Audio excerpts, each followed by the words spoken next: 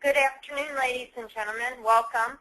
I'm Lisa Wilson, and today's topic is top PCI 3.0 challenges for chain merchants. First, let's briefly review some GoToWebinar functionality.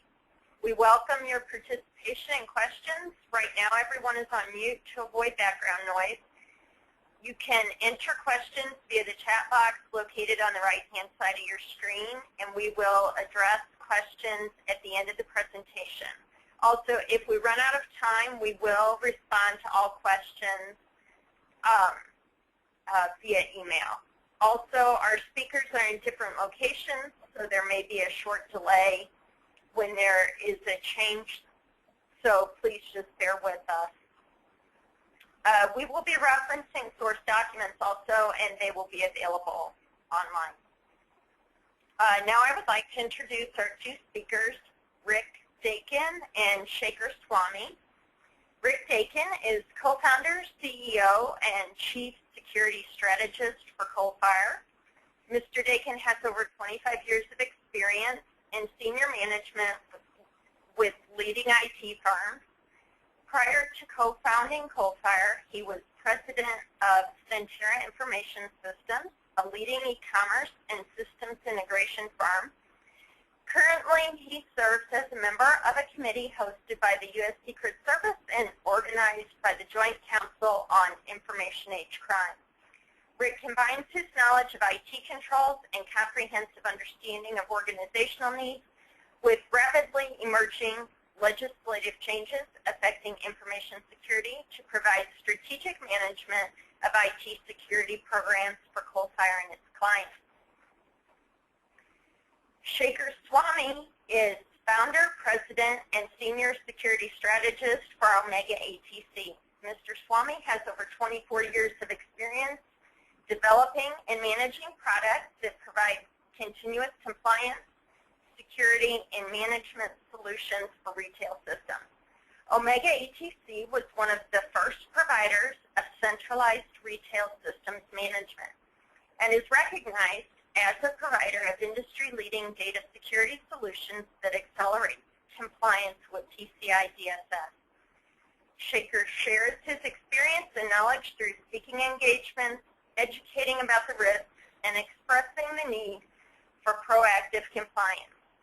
And he is committed to providing affordable expert data security solutions for all clients.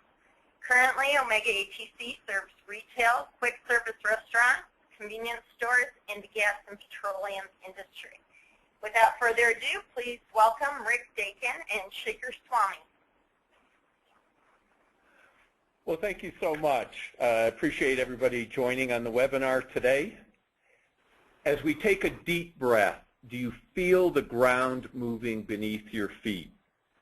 In 2014, we had a wave of data breaches that were just hugely disruptive to anybody's expectation of what was happening in data security. That was followed by a direct and targeted attack against Sony with the purpose of specifically disrupting their business. And then finally, one of the largest financial institutions in the world goes offline in JP Morgan Chase because of targeted cybercrime. With this kind of action, you can expect that the impact on you when it comes to handling credit cards will be dramatic. As shown on this slide here, it's not just that the security standards are changing. Take a look at your environment today versus where it was just a couple years ago. More and more, we're seeing tablets coming into the retail environment. We're seeing customers showing up with their iPhones and soon Google phones to make electronic payments through NFC and other remote devices. So the technology landscape is changing at a time where the attack vectors are getting more and more serious. I mean, all you got to do is read the materials that Edward Snowden released on how much information like that NSA data center in Utah is collecting on us, and you wonder, geez, I wonder if the United States is the only country in the world collecting that data, and if anybody eavesdrops on us in the United States. Well, since we're all over 21, the answer is yes, and we just got to be prepared for it. And then we have nation states, like this poor young lady from China. Soon after the New York Times announces that the Chinese military units were attacking the New York Times and took them down, she's denying that vociferously on public television, only to have some super geek go to the screen behind her and pick up the IP address that was under attack. That's the University of Alabama at Birmingham being attacked at the same time the Chinese spokesperson was saying they don't attack U.S. civilian institutions. So we just got to get ready for the realities, not that they're scary bedtime stories, but we got to get ready for how we allocate and prioritize our feedback. Next. As referenced in the introduction, I'm going to reference 4 documents here. And if you're on the call today and you don't have these 4 documents and haven't read them, please just write a note to yourself, pick up the 4 documents. We'll have a web landing page for you to go to and to pick them up. But these are 4 critical documents because they're a pivot point from the type of information that was available to us before the widespread impact of the 2014 data breaches. The first one on the left is an FBI warning. That is written for the executive team. So if you're looking for what is the perfect letter, warning letter, from an authoritative source that says we should be improving security and payments, take that FBI letter. It's a very easy read for any executive, and it really lays out what's happening in the retail environment and in the payments environment. So that was just an excellent letter from the FBI, and it's a must-read for any executive that has payments in their environment. The second one is Visa actually published in a relatively public forum the attack vectors on the most recent attacks in 2014. Before last year, if you were in a very finite group of people, you could get some of those after-action reports, but it was very limited distribution.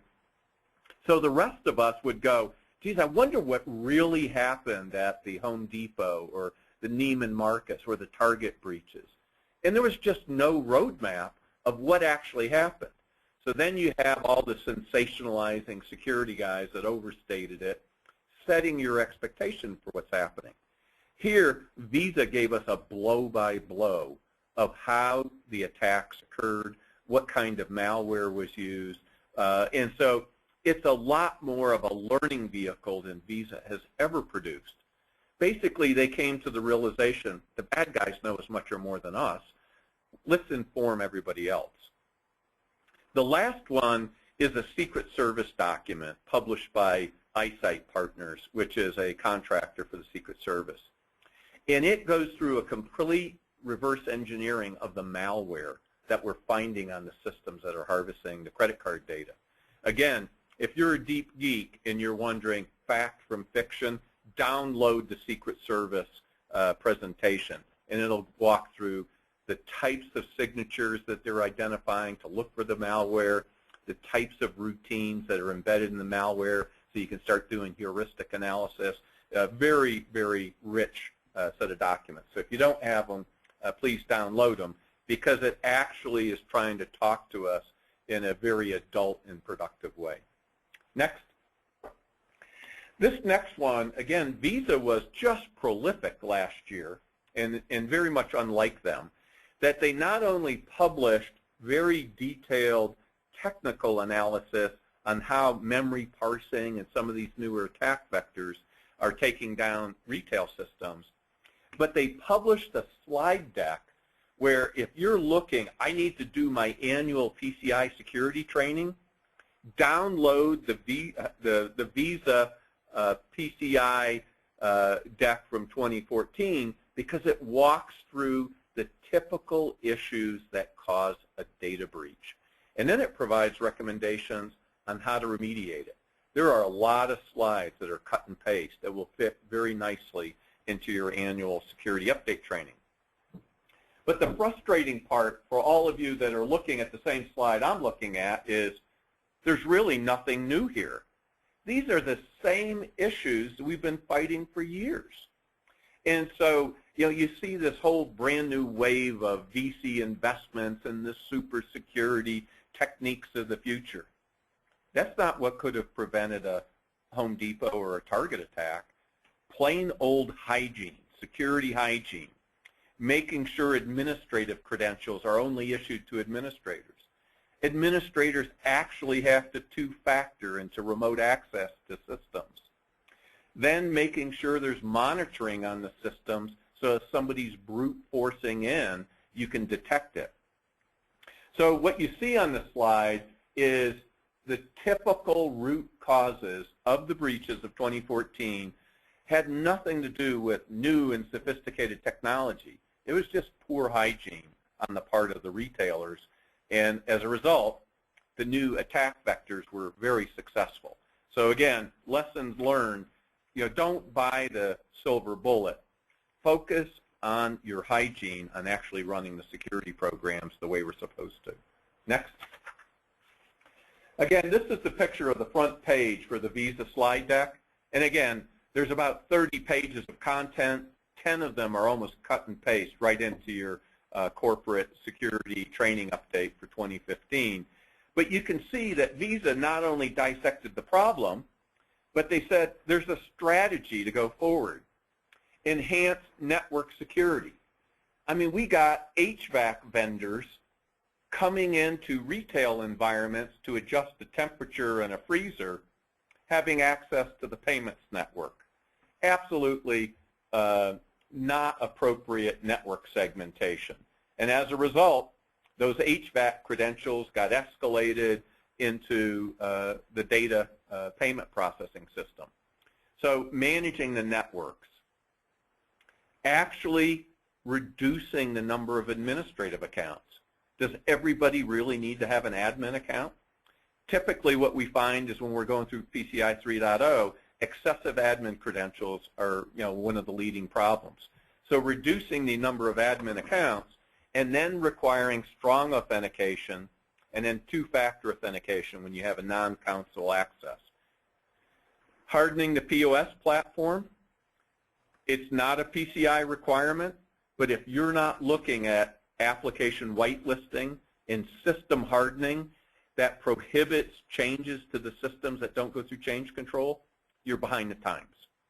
We're seeing now the bulk of our customers have application whitelisting and system hardening that's not required by the PCI DSS, but only makes sense due to the sensitivity of the system. Vendor management, third-party management. It used to be everybody would have to send out to their vendors and third parties that had access or were providing technology into your environment, and you'd make them cross their hearts and swear that they were going to be secure.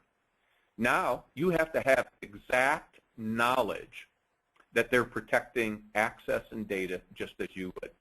If they're not a PCI certified service provider, you got big problems. It's not that you can't use them, but you got big problems, and it means your assessment is going to be twice as hard. If they don't have a PCI ROC, you need to be looking at things like shared assessments. Shared assessments, vendors are working more and more. And then finally, migrating technologies. Why we're not encrypting more of the payment transactions is beyond me, but that's just now starting to happen. So work with your point-of-sale vendors and make sure you have the latest tokenization and encryption solutions that they offer. You heard, well, we're going to deploy EMV. EMV has nothing to do with security. Matter of fact, there's nowhere on the PCI DSS that gives you any credit that if EMV is in place, there's any lessening of your PCI DSS security requirements. EMV is a fraud detection and prevention system that requires a chip and pin to get that additional fraud protection. So don't confuse EMV as if you got some silver bullet for PCI DSS validation. Next. On top of this learning and this enhancement of our security knowledge, Visa publishes in December that effective January 2015, it is going to enforce the PCI DSS like it has never done before. So instead of coming to you as the retailer or service provider, guess who gets that notice first? Your QSA. So now we have kind of a mini riot act of you better be enforcing the PCI DSS because the acquiring banks are going to be held pecuniarily liable if compliance is not in place. So get ready. Visa's put the announcement out. The acquirers and the QSAs are on notice to enforce the PCI DSS at a much higher level in 2015 than in 2014. Next. Go ahead and go to the next one. We're going to talk about going from PCI 2.0 to 3.0. Much like the Visa slide that I just showed you, the PCI Security Standards Council said, what are the drivers for us to change from 2.0 to 3.0? The first one is the relative lack of awareness throughout the organization. The fact that you're attending this webinar, you're probably one of the disciples of cybersecurity, and this message is to the people who run the business units, the treasury units, the audit teams. They have to have an awareness of how serious the risk is and what they should be doing to mitigate the risk. Again, you're seeing weak passwords and authentication. Primarily, this is an admin issue. Then the problem with the HVAC vendor getting into a production payment environment. Third party, again, the cross your heart and hope to die will not pass a PCI 3.0 assessment this year. It just won't. You have to have direct knowledge on how their security program works and how it's going to protect cardholder data. Then last, you see one of the drivers is inconsistency in assessment. So what's the council saying there? Hey, QSAs, get your act together. There cannot be 50 serious data breaches in 2014 in the QSA community doing their jobs appropriately. So believe me when I tell you, we hear that loud and clear with very direct communication. Even though none of Coalfire's accounts have ever been compromised, we hear the message loud and clear. We must test and enforce the PCI DSS, or we're going to have additional oversight pushed on us from the council. Next.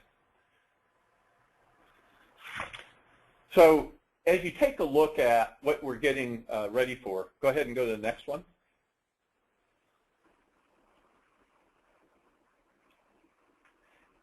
What you're going to see is that hygiene that I was talking to you about. One of the goals that the council has is we cannot put security controls in, do it and forget it. We're going to have much, much better monitoring, much more reactive, active defenses. So the concept that I have a firewall in place and I enforce my access control and I have malware protection, I'm done for the year, just not going to fly. It's got to be much more active. You've got to be aware of the threats. You have to be aware of how well your controls are working. And you must be able to detect the failures and respond. The other thing that really is going to come out is they're requesting at this point, much like those of you that are in public companies, where when you test a control, you must contest it for the entire year. So the days that you would say, you know what, we'll be PCI compliant a week before our QSA shows up, and then we'll give them the evidence from last week, that's probably going to result in a failure of PCI 3.0 this year. So the expectation is that you're maintaining the controls throughout the year and that the QSAs should actually be testing business as usual, that those controls are working as intended. The other thing is hardware and software reviews. Most of you don't even write up compensating controls for the fact that you're still running XP point-of-sale systems or you're running unsupported point-of-sale software. Nowadays, in 3.0, that's a compensating control that will require very specific controls to overcome the fact that patches are not being released for the point-of-sale system, that XP is not supported. So be very careful if you're running out-of-date hardware or software. The amount of documentation and the compensating controls will go up significantly this year. Next. Now here's one that has been a sore point for me for several years, because the expectation was always that the pen test should be the truth teller. Are the controls working? Let's pen test them. And the pen test, especially when we would come into an environment that we didn't test the previous year, and now we're going to test this year, the pen tests were just ripping up the environments. It shouldn't happen that way. You should be doing internal pen tests. Your QSAs should be doing, pen tests on top of yours, and they should be testing every point of entry into your cardholder environment, which may be external pen testing, internal pen testing, with credentials, without credentials, and every time that you change the environment in a significant way, the pen test has to be redone. So pen testing, get ready. It is going to be enforced that pen testing gets done correctly in 2015. Next, on the cardholder data flows, this is an area where go ahead and get your Visio diagrams ready, because the amount of failures of 2014 that resulted from, oh, I didn't know that cardholder data was there. Oh, I didn't know we were actually storing that cardholder data. So the fact that there was cardholder data not within an adequate cardholder data environment has become a huge problem. So when we do our reports now, we used to have probably 4 to 5 pages on the front end that described the cardholder data environment and inventoried the areas that we were going to test as a part of the assessment. This year, those front pages describing the cardholder environment, the inventories, and what we're testing averages about 10 pages. And we need the diagrams from you. So if you don't have your data flow diagrams up to date, or your inventories where cardholder data is collected, processed, stored, or transmitted, we need those. Next. So the data requirements. In 2014, we needed about 298 pieces of evidence, plus or minus a little. This year on PCI 3.0, we average between 490 and 600 pieces of separate evidence. We can't pass our quality test, just our internal quality review, unless we have those documents. So if you did your PCI 2.0 ROC last year or your SAQ last year, and you say, wow, it feels like I'm producing twice as many pieces of evidence, it's about right. So it is going to be a much more document, evidence-centric process where we're not going to be able to just observe something and say it was okay. We're going to have to observe it, grab a screenshot, grab a policy, grab a standard. So get ready that the documentation requirements are going to go up significantly. Next. Here's the other thing that's breathtaking. In the start of 2014, there were 4 SAQs. This year, there are 9. There's a killer SAQ for e-commerce. So if you're running e-commerce and you used to get away with a card not present SAQ with about 20 questions, take that to 139 questions for e-commerce. So be ready. If you're running e-commerce, there's a separate SAQ for e-commerce that is way, way more difficult than anything you'd ever seen in the past. The other thing, if you're running terminals, the dial-out terminal still has, the SAQ-B with 41 questions, so it's relatively easy. But if you go to a full IP-based terminal, you're basically back up to 139 questions. And then if you go to SAQ-D, look at that, 326 and 347 questions. This is a monster process now with these new SAQ PCI 3.0s. And it not only has the questions, it has the question in the form of, do you have evidence to show this? So get ready. Not only the rocks have to have evidence, the SAQs have to have evidence. Now these next two slides talk about phased-in requirements. I can tell you that the preparation time coming into a PCI 3.0, if you have to have 3.0 validated by, say, the 1st of June, you're already too late. It's going to be hard for you to catch up. So you got probably a 4 to 6 month lead time to really get ready for it. So you might as well just declare these future phased requirements for making sure you're managing broken session management. You're forcing separate administrative login. If you're a service provider or you host multiple client sites, separate login for each client site. And then for those of you that run remote and distributed stores, the terminals have to be locked down. They have to be anti-tamper and have to be locked down. So if somebody can come in there and swipe a terminal, that's an automatic failure. So as you take a look at these requirements, you know, it says future, but since it takes so long to get ready for 3.0, I would start on these right away.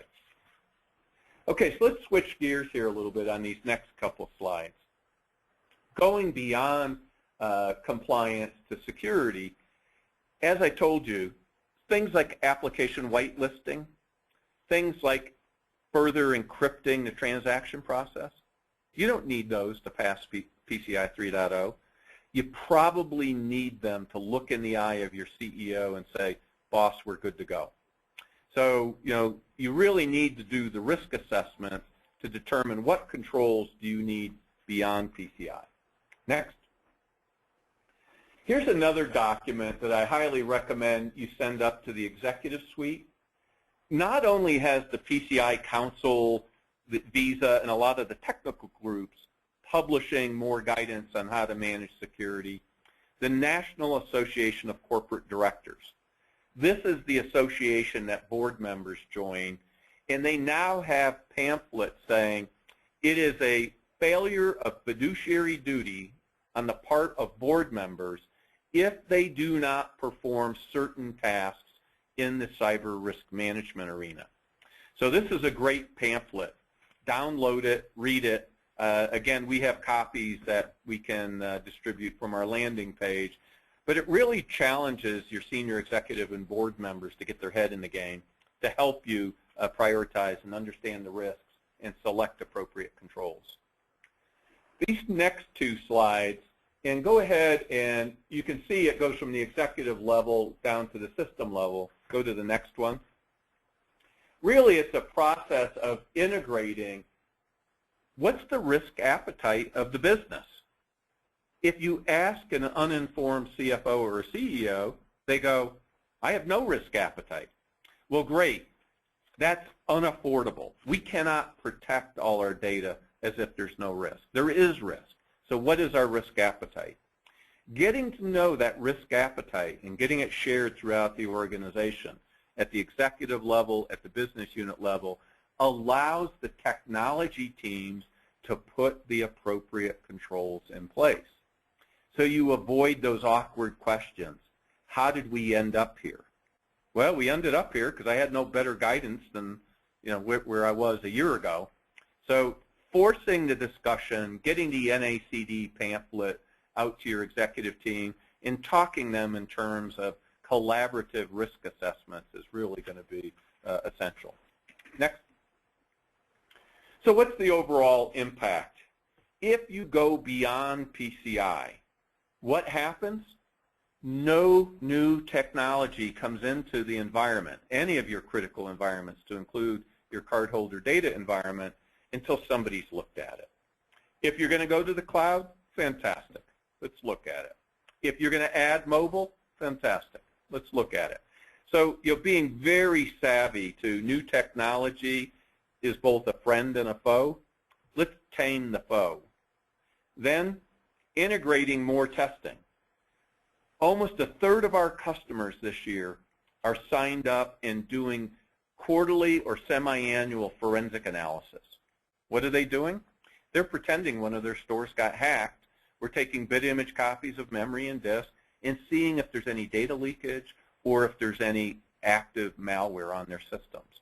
And so we see that kind of enhanced hygiene, not PCI required, helping companies avoid the data breach. And then finally, getting the cyber risk management process from the board level all the way through the data center. At this point, you heard a lot of me, talking to, what the should be, what the expectations are in the world today. But on this next slide, I'm going to transition the conversation over to Shekhar Swamy, and Shekhar's going to go another level deep. What can you actually do? And so the how-to on how to actually execute to some of these expectations. So with that, Shekhar, I'm going to throw it your way. Thanks, Rick. Wow, there's so many changes in 3.0 and how it impacts organizations. And we ourselves have been through a 3.0 assessment, so I can totally attest to what Rick said. The lessons learned from all of these things really is to make sure that everybody understands the point that Rick made, which is about continuous compliance. And what we have seen is unless there's a process in place for you to achieve that, it's going to be very difficult. So there are many steps that can be taken, and I'm going to identify 5 simple steps to keep in mind in order for you to go through this process very easily.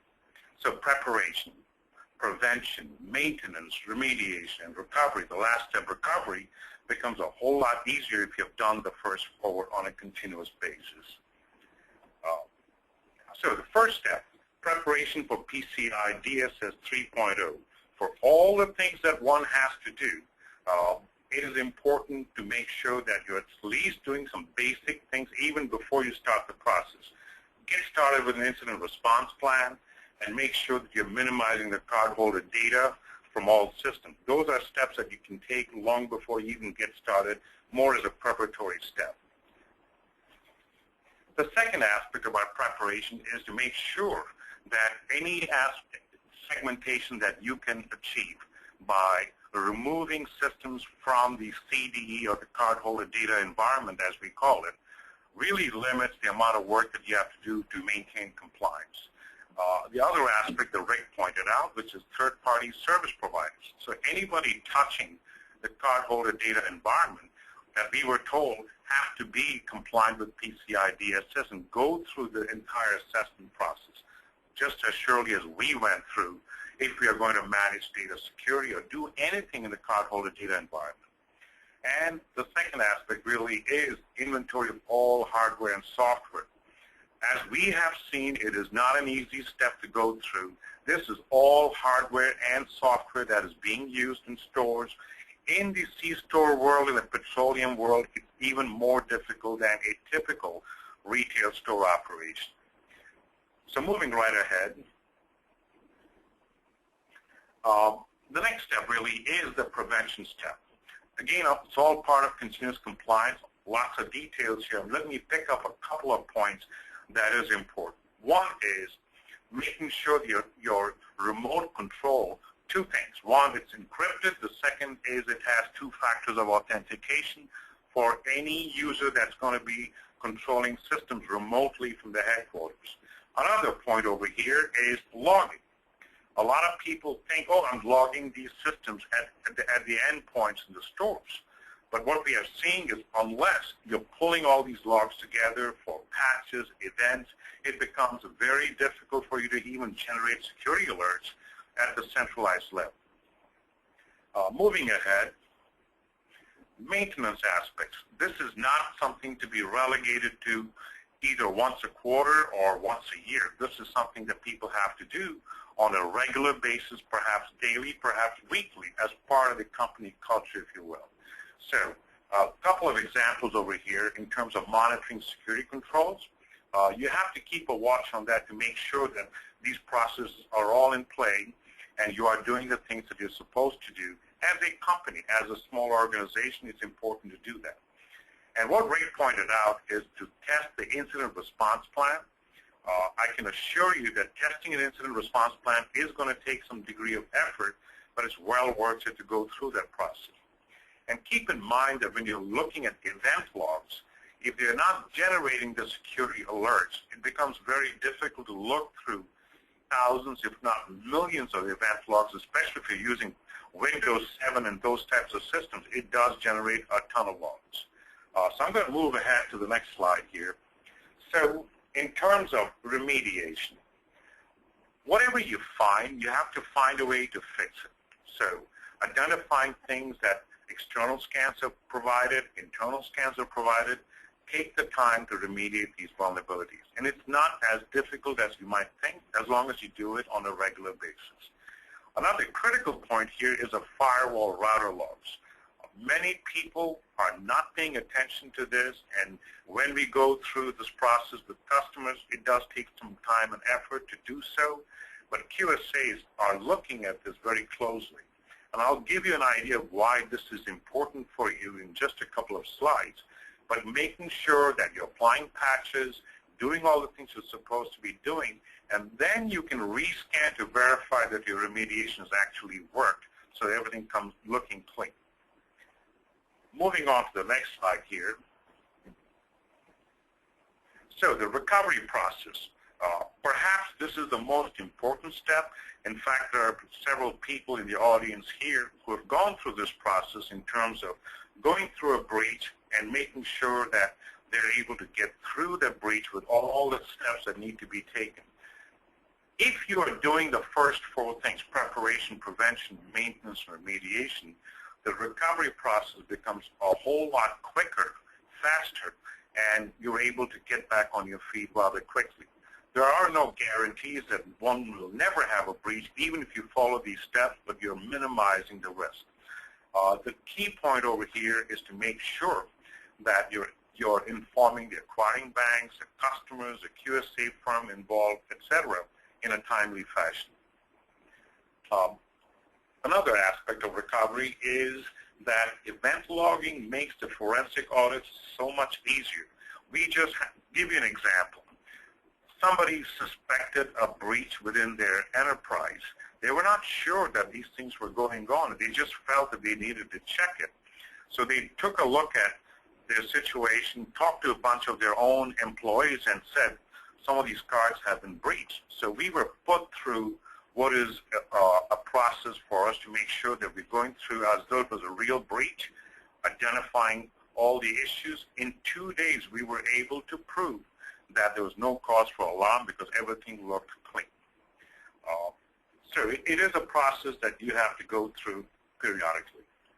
So I'm going to shift gears over here back to a higher level, and that is there are many companies here who are convenience stores patrolling people. This information came directly from the NACS, or National Association of Convenience Stores, own study with Connexus, who, by the way, are fantastic at pulling all this information together. The very last point you will see is 1,100 customers per day walk into a single C-store on an average that sells petroleum. So as you would imagine, if many of them, say 70 to 80% of these customers use their credit card or debit card, whatever it might be, you are looking at a situation where you're going to quickly reach what is known as level 2 merchant status, which means that they're processing over 1 million transactions of either Visa or MasterCard, in which case many of the compliance requirements I just talked about all apply. Obviously, they have to be validated as well, either using QSAs or internal security assessors. So from a customer's perspective, most people who use their credit cards in C-stores or convenience stores or quick-serve restaurants, they're not even thinking about the use of their card. They give their card, get their job done, they're out of there within a few minutes. So essentially, you have their trust. So they expect you to protect it. And this is what we are seeing all over. Customers walk in, do their job, get out without even thinking about how secure their transaction was. So going ahead, To keep in mind that the real issue over here is centralized data security. Whether you're running 50 stores or 100 stores, the process of monitoring, logging, remediation, and reporting that has to be done often is done by a very small group of people. Typically 2 or 3 people is what we see in the IT group. And then you add the data security element, it just makes it very hard. So the next aspect is if you are operating from a secure data center, you're managing this entire security operation from there, you're able to manage the increased threats without adding additional IT staff. Some of you may recognize this diagram or the picture here. It's called the panopticon, which was created by the British in the late 18th century so that they could have very few people watching hundreds, if not thousands, of cells within a prison. So the systems become essentially what you need to watch, and in this particular case, you have very few people to do it. So think of data security more from the inside of the enterprise to the perimeter. So this rule has changed. If you look at 3.0 and many of the things that Rick identified, unless you're dealing with it from the inside out all the way to the perimeter, it makes it very hard to achieve compliance and to maintain data security. A good example of that essentially here is the cloud-based storage. Well, you have to pay attention to where the data is going up into the cloud, but you have to make sure that it is certainly protected as well. Otherwise, it impacts your operation. The second aspect is you don't even know where the sensitive information is being stored. It's moving. So you have to know exactly what you are doing with this information and where the information is flowing, and that all comes back to the PCI requirements to identify the card data flows. Many people are surprised at where the data is flowing, and it's important to keep that control in place. Okay, what is the next slide here? So I want to share with you, based on what Rick identified and some of the things that we have seen, we've just simply put together 7 specific points you can take away from this particular discussion, and that is cyber risk is a matter of corporate governance. It is not something that you can just pass it on to the IT people and say, take care of it. It is now a matter of corporate governance. I completely agree with that. The second is PCI, as says, is all about continuous compliance. We don't see it happening overnight, so keep that in mind. It is going to take time. Penetration testing must demonstrate that your card data environment is checked from the boundaries all the way through the internals. The inside and the outside aspects become important. It is going to take more time. Service providers that you use must be certified to be compliant. It doesn't matter who it is, people are asking for it, and QSAs are asking for this information as well. So you, as a merchant, need to be sure that you have the certification of compliance from every service provider that you're working with. Keep in mind that small merchants may need to be validated for compliance as well. We believe in the convenience store industry, anybody with 20 or more stores may fit this category, as some of our customers already have. And then centralized data security management is essential today. If you're going to operate data security from a small operation, small team of people, then you need to make sure it's all as much centralized as possible. It would be impossible to go to every store and check every system. It's not going to work. And data security, we believe, needs to be from the inside out, including the perimeter. Just managing a firewall router is not enough. I believe that pretty much covers what I wanted to share with you and what Rick has identified. So back to you. Let's move on to our Q&A segment. Rick is here. I'm here. We'd be happy to answer the questions. How does DSA intend to enforce PCI on the huge population of level 4 merchants? Yeah. So the first step is, believe it or not, at level 4 merchant, the bulk of merchants do not file a report. And so there's this very convenient process that's going on right now. And most of you that are on the line that are level 4 merchants will probably go, yeah, I'm in that boat, is you pay a $25 a month fee for non-compliance, and no one ever calls you and says, hey, you really should be compliant. So I'm going to say that continues again for 2015 until there starts to be more data breaches. So, you know, it's kind of like there's now 3 bullets in 6 chambers, and, you know, what are you playing with? If you're a level 1, 2, or 3, and you're just taking the non-compliance fees on your SAQs right now, that is where the enforcement will start this year. So level 4 merchants, depending on who your acquirer is and what the process is, you may just get by with paying your monthly non-compliance fees and hope you don't have a data breach. If you have a data breach, it's a bet your business situation. So, you know, unfortunately, that's kind of where we see it. Thank you, Rick. This question is for Shaker. What areas do I need to be prepared with before bringing in a QSA? It's a very good question, and I think for a lot of companies that are essentially who have not gone through this process before, it would be best to make sure that you are capturing as much information about your systems before the QSAs commit. Get as much of the controls in place, because once the QSA comes in and they see that you don't have many of these controls in place, they are failing people and then coming back again 30 days later. And even that amount of time, we believe, is not enough for a 3.0 assessment. Lots to do before they commit. Yeah, and I would almost say, you know, this is Rick, go online and take SAQD and try and answer all the questions and say, what piece of evidence would I provide? And you can walk through either, you know, with whoever's supporting you on your security program, if it's Shaker or somebody else, and just fill out the SAQ. If you say, gee, that was pretty straightforward, I could fill out the SAQ, then you're going to have a very good connection with your QSA.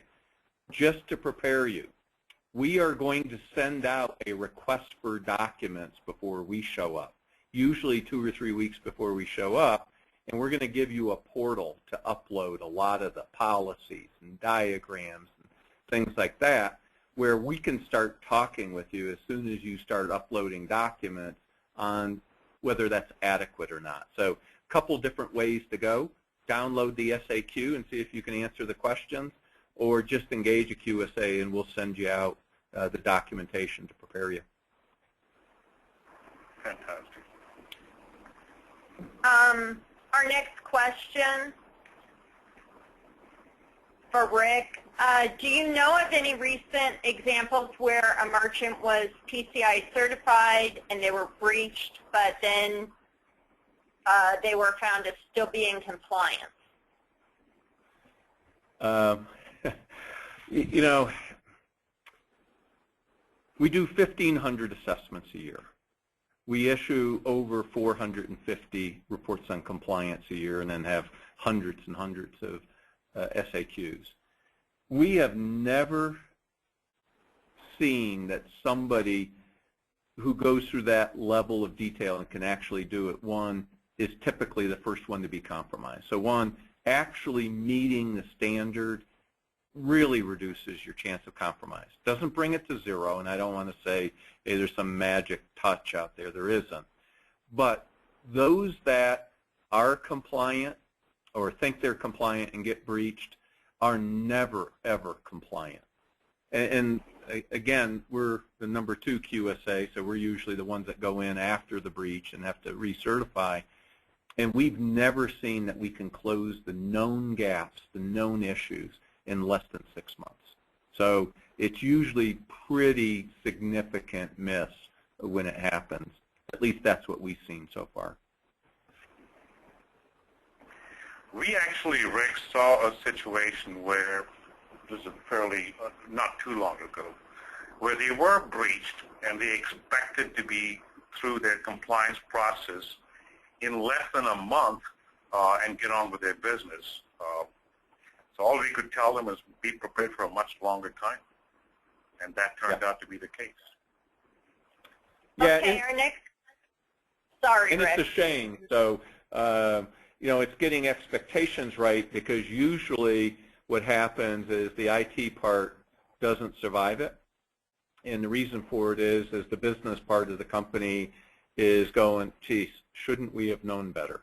And, you know, those are the awkward discussions that, you know, we're usually involved with. Okay, our next question, QSAs in the country, the changes are incredibly dramatic, but we still have clients not wanting to make the changes as needed. Frustrating indeed. Any thoughts on how to handle these companies? Yeah, first of all, change is always hard. So, you know, I don't want to say, again, there's any easy path. But smart people, informed people make smarter decisions. So I think it's imperative on us not to be telling scary bedtime stories, but to be sharing hard, factual things we can and should be doing. And so I think part of it is the QSA and the security community is let's move beyond the identifying the problem and move to be more concise speakers to the path forward and train awareness. That gets the ball moving, and usually we don't find full traction, and primarily because even if you have believers in the IT and security groups, they don't get the budgets to fix this stuff. And so at some point, the risk management discussions on what a serious impact this is to the business has to be credibly discussed with the management team, really to get the momentum going forward. Because then even if our disciples in the company say we should be doing it, but my bosses won't let me do it, once everybody's aware of what the risks are, it moves forward. But I'm going to say be prepared to revisit that a couple times, because there's no single contact that'll make it move forward. Okay, next question. Do you have any templates to gather inventory of hardware and software? Let me answer that question. So for a lot of the, there are templates available, but it's a process, I believe, needs to be automated. So there are tools that can automatically capture much of the information, just as surely we do. For many customers, it's done periodically, gathered, and kept centrally. So. And yes, and in fact, I don't want to make this a commercial because that's not the purpose of the discussion, but if there's specific resources everybody's looking for, I can give you some links to our websites and to some of our PCI sites where you can get samples of policies, you could get samples of data collection templates, you could get samples of diagrams. So yes, if you're starting off where you feel relatively unprepared, you know, get with Shaker or, you know, get with the Coal-Fire team, and we're happy, you know, to, you know, spend a couple minutes with you and give you some templates so you can start getting your head wrapped around it. Okay, and for our final question, they were asking what the address for the landing page to download the documents.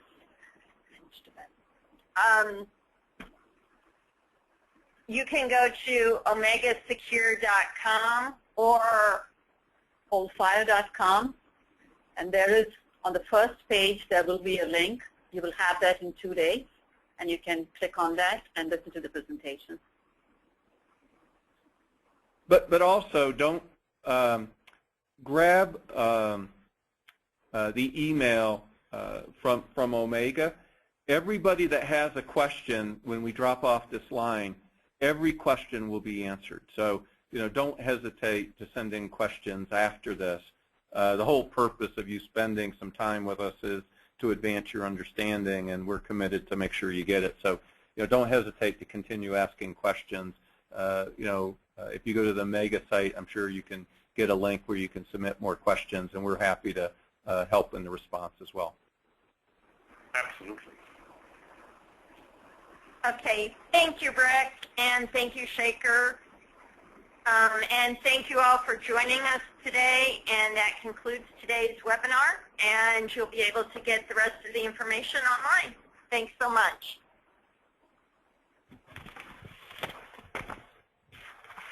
Okay.